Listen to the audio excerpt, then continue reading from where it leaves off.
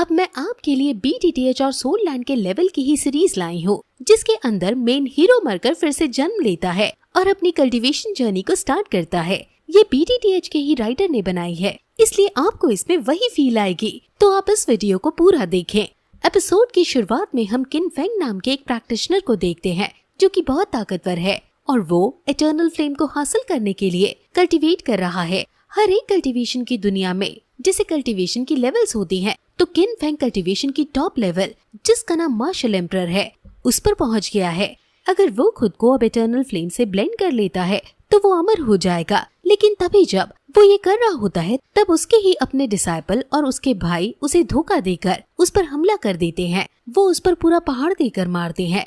इस आदमी का नाम जाओ हुआ ही है और वो खुद इस इटर्नल फ्लेम को हासिल करना चाहता है। जाओ को उसने बहुत खास माना था, लेकिन अपने ही भाई से धोखा खाते देख किन फेंग टूट जाता है, लेकिन फिर वो खुद को संभालता है और उसके अटैक से बचने लगता है। दोनों में आइकॉनिक लेवल की बैटल चल रही है, जिस पर वो अपने भाले से किन फेंग पर जानलेवा हमला कर रहा है। किन फेंग अभी अभी अपने लेवल्स को बढ़ा रहा था, इसलिए उसकी बॉडी कमजोर है और वो जैसे तैसे उसके अटैक से बच रहा है, लेकिन फिर भी वो अपनी पूरी जी जान लगाकर उस पर हमला करता है। लेकिन उसकी हर एक संभव कोशिश नाकाम हो जाती है और वो घायल होने लगता है।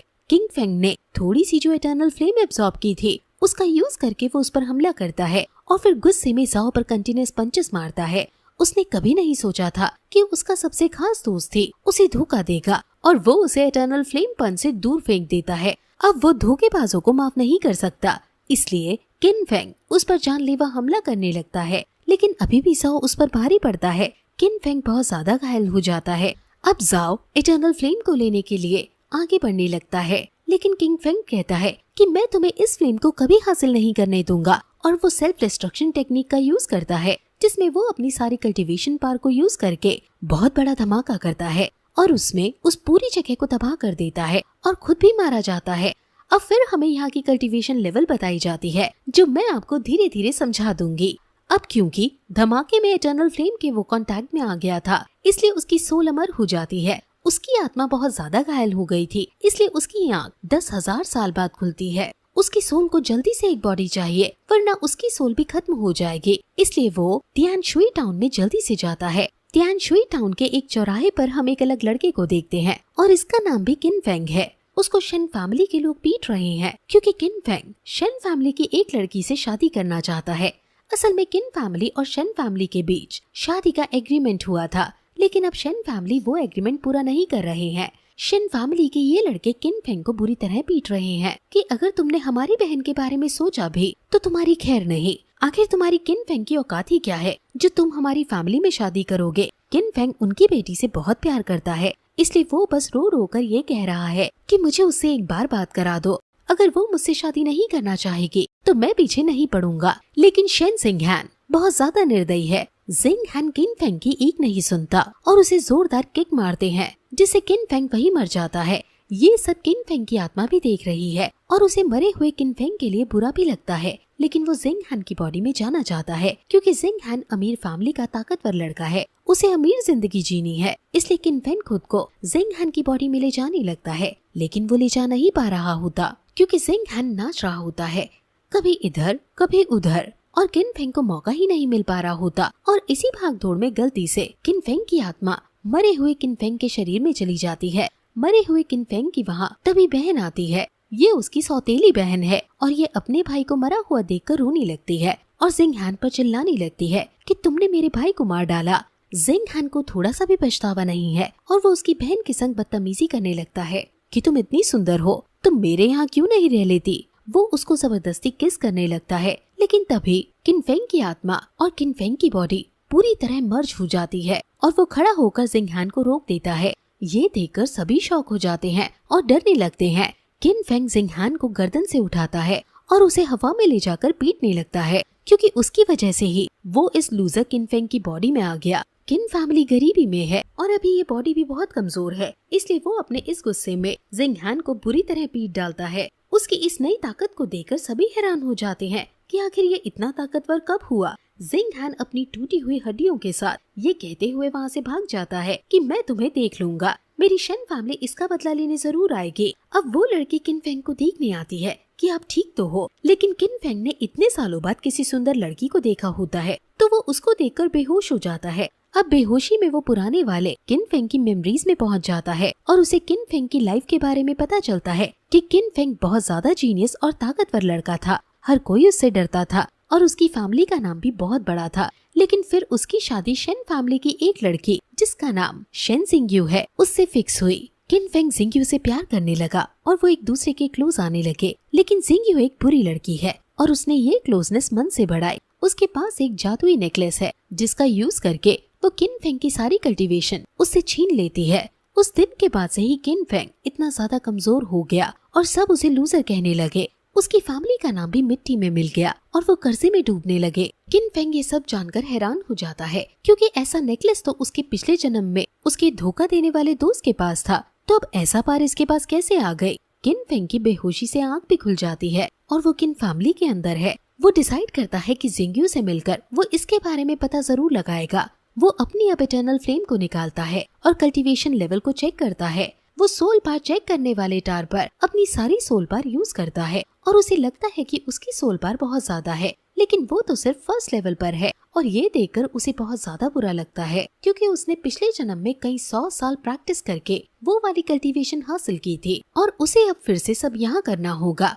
अब तभी उसकी बहन वहाँ आती है और इटर्नल फ्लेम से उसके कपड़े जल गए थे, इसलिए वो जल्दी से उससे छुप जाता है। असल में शेन फैमिली की शेन जिंगयू यहाँ असेंबली हॉल में आई है और वो उनकी फैमिली को तंग कर रही है, इसलिए उसकी बहन तुरंत उसे चलने को कहती है। किन फेंग हालांकि अभी इटर्नल फ्लेम को कंट्रोल करने में एक्सपर्ट नहीं हुआ है, लेकिन अपनी पुरानी प्रैक्टिस से वो उस तरह के खतरे को तो आसानी से झेल सकता है। शेन जिंगयू अपने बॉडीगार्ड के साथ यहाँ आई है जो काफी ताकतवर है और वो जबरदस्ती एंगेजमेंट लेटर्स वापस मांगती है। किन फैमिली का हेड किन जेंग है और वो मना कर देता है कि तुम ये शादी ऐसे नहीं तोड़ सकते। शेन जिंगयू किन जेंग को धमकाने लगती है कि अगर तुमने वो पेपर्स वापस नहीं किए तो हम तुम्हें यही मार देंगे। वो बॉडीगार्ड अब किन जेंग से लड़ने लगता है जिसमें वो आसानी से किन जेंग को हरा देता है।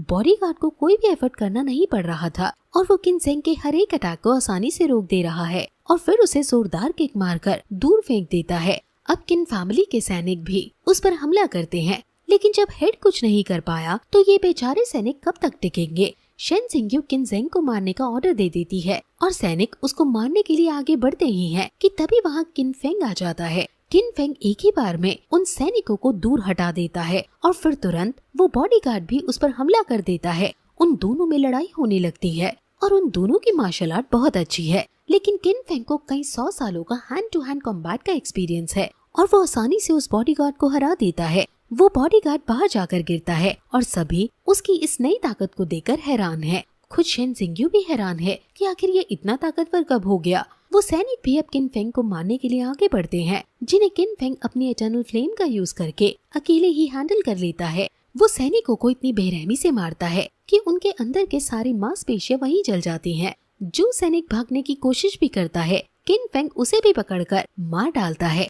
शेन जिंगयू उसको छोड़ देने के लिए गिड़गिड़ाने लगती है, लेकिन वो सब उसका ड्रामा है। वो कहने लगती है कि मैं तुमसे अभी भी प्यार करती हूँ, मुझे तो ये शादी तोड़ने के लिए फोर्स किया था। वो ये ड्रामा फिर से उसकी सोल पार को खींचने के लिए कर रही है, लेकिन ये वाला किन फेंग सख्ती से काम लेता है और पिघलता नहीं है और उसे जोरदार थप्पड़ मारकर रोक लेता है। शेन जिंगयू रोकर यहाँ से जाने लगती है, लेकिन किन फेंग उसके पेंडेंट का राज जाने बिना उसे नहीं जाने देना चाहता, इसलिए वो उसे रोकता है और उसे गुस्सा दिलाने के लिए एंगेजमेंट के सारे लेटर्स के बदले उससे बहुत ज्यादा मोटी रकम मांग लेता है। वो रकम शेन जिंगयू को देनी ही पड़ती है क्योंकि वो यहाँ एंगेजमेंट लेटर्स को वापस लेने आई थी। और फिर लास्ट में किन फेंग उसे ब्रेकअप लेटर भी दे देता है और कहता है कि तुम्हारी फैमिली की ये औकात नहीं कि वो हमारी फैमिली में शादी कर सके। अब ये सब देखकर शेन जिंगयू को बहुत ज्यादा गुस्सा आ जाता है और वो अब अपनी इविल सोल एब्जॉर्ब पावर को यूज करने पर मजबूर हो जाती है। वो अपनी एब्जॉर्ब की हुई सोल्स को उस पर हमला करने को छोड़ देती है और वो सोल्स किन फेंग से लड़ने लगती हैं। लड़ते लड़ते किन फेंग समझ जाता है कि ये मेरे पिछले जन्म के गद्दार दोस्त की ही पास हैं। वो जाओ को यहाँ फील कर पा रहा है और फिर वो लड़ाई में उसके नेकलेस को उससे छीन लेता है और फिर उसे जोरदार मुक्का मारकर सड़क पर फेंक देता है। शेन जिंगयू कहीं अपना मुंह दिखाने लायक नहीं रह जाती। सब उसी पर हंसे जा रहे हैं। अब इतना लड़ने के बाद किन फेंग की बॉडी वहीं गिर जाती है, क्योंकि उसकी बॉडी इतनी ताकतवर नहीं कि इतनी बड़ी फाइट्स को संभाल सके। इसलिए अब उसको सोल पावर बढ़ाने के लिए कल्टीवेशन करनी होगी, और कल्टीवेशन के लिए उसे पिल्स और दवाइयाँ चाहिए होंगी। वो अपने फादर से जो भी दवाई है उन्हें लाने को कहता है, लेकिन वो उसके लिए इनफ नहीं थी, क्योंकि उसे और ज्यादा खास दवाइयों की जरूरत है। वो अब मेरिडियन कल्टीवेशन लिक्विड बनाने लगता है, ताकि वो किसी ऑक्शन हाउस में जाकर इस दवाई को किसी और पिल या एलिक्सर से एक्सचेंज कर सके। वो अपना पॉट निकालता है और उसमें आग लगाकर पिल बनाने लगता है। फाइनली अपनी इटर्नल फ्लेम का यूज करके उसकी पिल तैयार हो जाती है, और वो क्यान सिंह पेवेलियन नाम के ऑक्शन हाउस में इसे बेचने के लिए जाता है। वो चिल्लाकर कहता है कि मेरे पास एक ऐसी मेडिसिन है जिससे तुम्हारा तुरंत सोल पावर इंक्रीज हो जाएगा।